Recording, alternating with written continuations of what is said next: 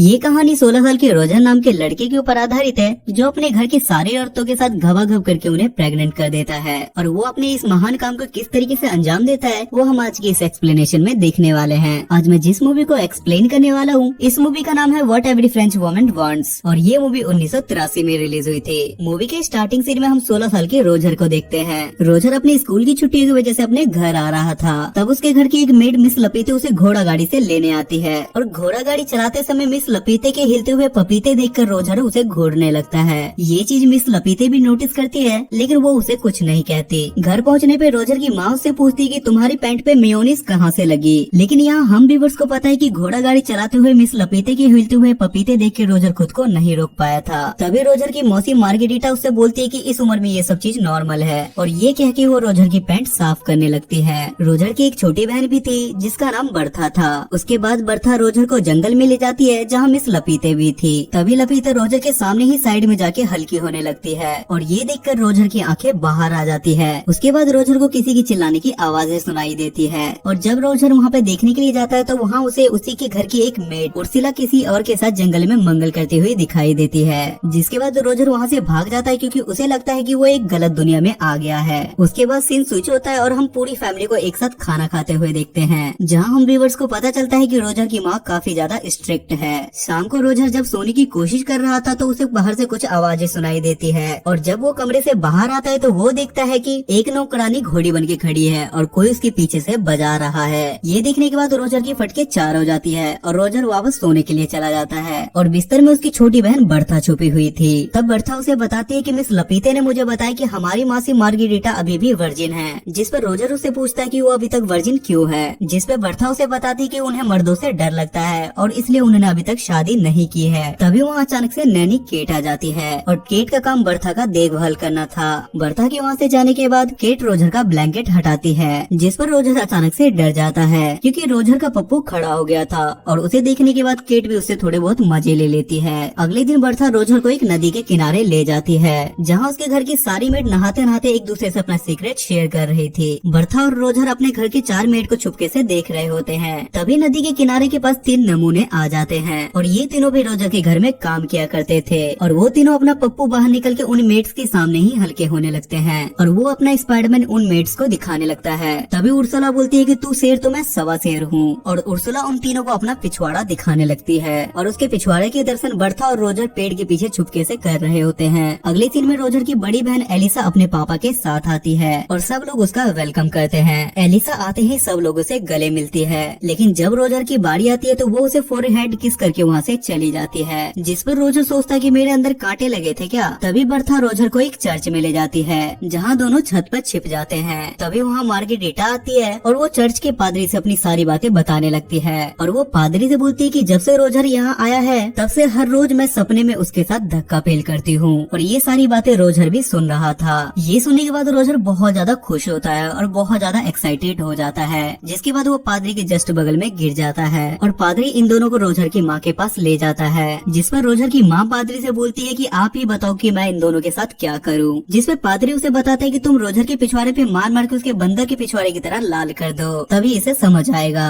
और ये काम मार्गेरिटा अपने शुद्ध हाथों से करेगी तो इसे ज्यादा मजा आएगा। तब रोजर की माँ मार्गेरिटा से बोलती है कि तुम एक हंटर लो और शुरू हो जाओ। पहले तो मार्गेरिटा ये करने से मना करती है लेकिन रोजर की माँ के फोर्स करने के बाद वो ऐसा करने लगती है और वो रोजर के पिछवाड़े पे हंटर मार मार के उसे बंदर के पिछवाड़े की तरह लाल कर देती है। रात को सोते समय रोजर को फिर से बाहर से किसी की आवाजें सुनाई देती है और जब वो अपने कमरे से बाहर निकलता है तो वो देखता है कि उसकी मेड हेलन किसी से ठुकवा रही थी और आज भी उसे बस हेलन ही दिखती है, उसके पीछे वाला बंदा बिल्कुल भी नहीं दिखता। लेकिन इस बार रोजर अकेले इस नजारे का मजा नहीं ले रहा था बल्कि मिस्टर फ्रैंक भी ये सब कुछ देख रहे थे। तभी वहाँ अचानक से रोजर के पास उर्सुला आती है और वो उसे बोलती है कि आओ मैं तुम्हारे पिछवाड़े में मूव लगा दूं। इतना मार खाने के बाद दर्द भी तो बहुत ज्यादा हो रहा होगा जिस पर रोजर उसे ऐसा करने से मना कर देता है। उसके बाद रोजर उसे पूछता है कि हर रात हेलन को कोई पीछे से बजाता है, क्या तुम्हें पता है कि वो बंदा कौन है। जिस पर वो रोजर से बोलती है कि ये हम मेड का टॉप सीक्रेट है। तब रोजर को ख्याल आता है कि उसने अकेले इस शो को नहीं देखा था बल्कि मिस्टर फ्रैंक भी इस शो को एंजॉय कर रहे थे। जिसके बाद रोजर सीधा मिस्टर फ्रैंक के पास जाता है जहाँ मिस्टर फ्रैंक दूरबीन से मियां खलीफा को देखने की ख्वाहिश में पैंट में हाथ डाल के अपने स्पाइडरमैन को तसल्ली दे रहे थे और रोजर के आते ही मिस्टर फ्रैंक वहाँ से चले जाते हैं। तब रोजर भी दूरबीन से देखने लगता है और और उसे नीचे दो शादीशुदा एलियन एक साथ कुत्ता डांस करते हुए दिखाई देते हैं। तब रोजर को समझ में आता है कि मिस्टर फ्रैंक अपने स्पाइडरमैन की मसाज क्यों कर रहे थे। अगले दिन रोजर को एक किताब मिलती है जिसमें द ग्रेट सनी लियोनी की कहानियां थी और रोजर उस किताब को बड़ी शिद्दत से छुपा लेता है और जाते वक्त उसे अपने मॉम डैड के कमरे में से घर घर खेलने की आवाजें सुनाई देती है और रोजर उसे लो क्वालिटी से देखने लगता है। लेकिन तभी उसे पीछे से एलिसा का फियोंसे रोलांड उसे देख लेता है और वो रोजर को धप्पा कर देता है, जिस पर रोजर उससे रिक्वेस्ट करता है और बोलता है कि तुम प्लीज इस बात को किसी को मत बताना। इस बात पर रोलांड भी इस मौके का फायदा उठाता है और वो रोजर से अपनी गाड़ी साफ करवाता है। अगले दिन रोजर घोड़ा गोदाम में वही किताब पढ़ रहा होता है जिसमें सनी लियोनी की सफलता की कहानी लिखी हुई थी और वो पढ़ने के साथ साथ वो अपने पप्पू को भी मसाज दे रहा होता है। लेकिन तभी वहाँ अचानक से थारा भाई जोगिंदर का फ्रेंच वर्जन आ जाता है और वो मौका देखते के साथ ही हेलन को खिड़की में आधा अंदर और आधा बाहर फंसा देता है और वो बाहर जाके साइड से हेलन की गैलन में पानी भरने के लिए जाता है। तभी हेलन की नजर रोजर पे पड़ती है और वो उससे हेल्प मांगने लगती है और जैसे ही रोजर उसकी मदद करने के लिए जाता है तो हेलन उसे बोलती है कि रुको जरा सबर करो और गैलन में पानी भरने दो। तभी रोजर बाहर निकल के देखने के लिए जाता है कि हेलन की गैलन में पानी कौन भर रहा है, लेकिन तब तक जोगिंदर भाई अपना काम कर चुके थे। अगले सीन में रोजर अपनी फैमिली के साथ बैठा था जहाँ रोलांड रोजर को अपने जूते साफ करने के लिए बोलता है, लेकिन रोजर काम करने से सीधा मना कर देता है। तभी रोलांड अपनी औकात दिखाता है और वो रोजर की माँ को उसकी सारी सच्चाई बता देता है, जिस पर रोजर की माँ बोलती है कि मेरी दोनों बेटियाँ ठीक हैं, लेकिन पता नहीं मैंने इस इमरान हाशमी को जन्म कैसे दे दिया। जिसके बाद रोजर अपनी सनी लियोनी वाली किताब को अपनी बहन की किताब से बदल देता है और वो वहाँ से छुप के देखता है कि वो इस किताब को पढ़ेगी या नहीं। उसके बाद एलिसा उस किताब को पढ़ के ऐसा रिएक्ट करती है जैसे उसे धरती पे स्वर्ग मिल गया हो। उसके बाद रोजर किचन में जाता है जहाँ उर्सुला होती है और वो मौका देख के उर्सुला को वहीं घोड़ी बनाने लगता है, लेकिन तभी वहाँ अचानक से एक दूसरी मेड आ जाती है और रोजर वहाँ छुप जाता है। जिसके बाद रोजर सोचता है कि मेरी ही किस्मत में एल लगे हुए हैं। तभी उसके दिमाग की बत्ती जलती है और वो मिस लपीते के पीछे उसके पपीते दबाने के लिए जाता है, जिस पर मिस लपीते उससे पहले मना करती है कि ऐसा मत करो। लेकिन थोड़ी देर के बाद मिस लपीते उससे बोलती है कि रोजर मेरे बच्चे जितना बजाना है तुम बजाओ। लेकिन वहाँ रोजर की नोबिता वाली किस्मत चमक जाती है और बाहर कोई जर्मनी और फ्रांस के बीच में जंग का ऐलान कर देता है और सबको पता चलता है कि जर्मनी ने फ्रांस से जंग का ऐलान कर दिया है। अगले दिन सब लोग युद्ध में जाने की खुशी मना रहे होते हैं, लेकिन रोजर की हालत ऐसी होती है जैसे उसने ढिंडोरा की लॉटरी जीत ली हो। लेकिन फ्रांस में एक नियम था कि वार में जाने से पहले वो सब लोग अपनी बीवी को टीवी के सामने घोड़ी बनाएंगे, जिसके बाद रात में सब लोग अपनी बीवी को जंगल में ले जाके उसकी बजाने लगते हैं, जिस पर रोजर सोचता है कि ये बस आज रात की चांदनी है और इसके बाद तो इनकी पिक्चर मैं ही बनाऊंगा। सबके युद्ध में जाने के बाद सारी लेडीज अकेली थी और रोजर सबसे पहले उर्सुला के पास जाता है जहाँ वो उसे ले दे के घोड़ी बना ही देता है और वो उर्सुला से ये भी बोलता है कि मुझे तुमसे प्यार हो गया है, जिस पर उर्सुला बोलती है कि सारे लड़के पहली बार चरम सुख का आनंद लेने के बाद यही बोलते हैं। अगले सीन में बर्था रोजर से बोलती है कि पादरी माँ से मिलने के लिए आए हुए हैं, जिसके बाद ये दोनों भाई बहन चुपके से उन दोनों की बातें सुनने लगते हैं। जिस पर रोजर की माँ पादरी से बोलती है कि मेरा पति मेरी कभी घोड़ी बना के लेता है तो कभी डॉगी बना के लेता है, इससे कोई पाप तो नहीं। जिस पर पादरी बोलता है कि नहीं, वो तुम्हारा पति है,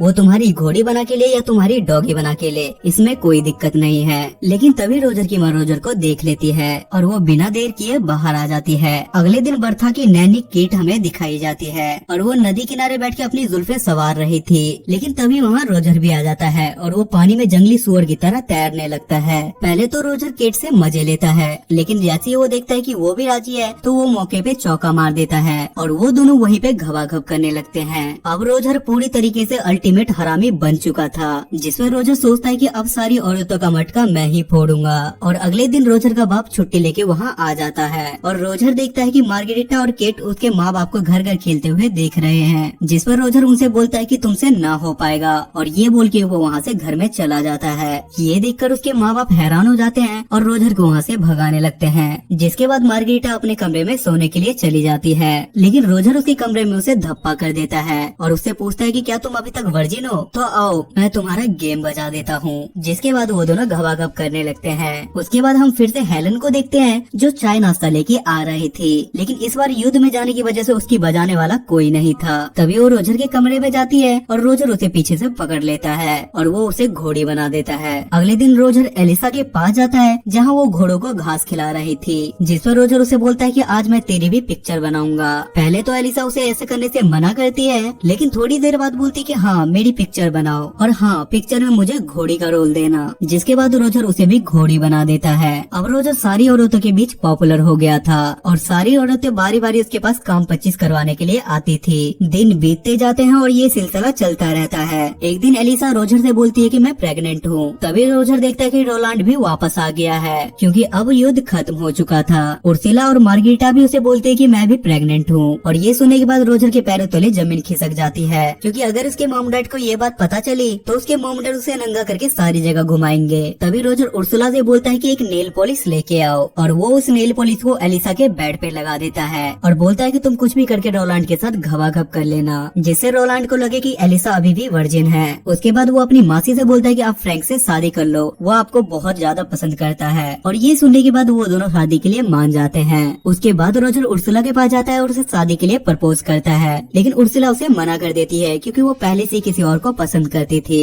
उसके बाद तीनों औरतों की शादी हो जाती है और रोजर के कांड के बारे में किसी को कान कान खबर नहीं होती। और उसी रात रोजर फिर से हेलन के साथ घबाघब करता है और अगले दिन हेलन उसे बताती कि मैं भी प्रेग्नेंट हूँ। लेकिन अब रोजर की स्कूल की छुट्टियां खत्म हो चुकी थी, इसलिए वो उससे बोलता है कि मैं तुम्हारे लिए भी एक अच्छा सा पति ढूंढ लूंगा। जिसपे हेलन बोलती है कि तुम इसकी टेंशन मत लो, क्योंकि मैंने सब लोगों के साथ घबाघब किया है और मैं इस पे किसी का भी नाम लगा सकती हूँ। उसके बाद रोजर अपने पापा के साथ खुशी खुशी वहाँ से चला जाता है और ये मूवी यहाँ खत्म हो जाती है। सो गाइस, आई होप कि आपको आज की एक्सप्लेनेशन पसंद आई होगी और इस मूवी की IMDb रेटिंग है 6.2 स्टार्स आउट ऑफ 10 और इसे गूगल यूजर ने 85% लाइक किया है। अगर आपको एक्सप्लेनेशन पसंद आती है तो आप मेरे चैनल को सब्सक्राइब करके मुझे सपोर्ट जरूर करें। तब तक के लिए स्टे सेफ, स्टे हेल्दी।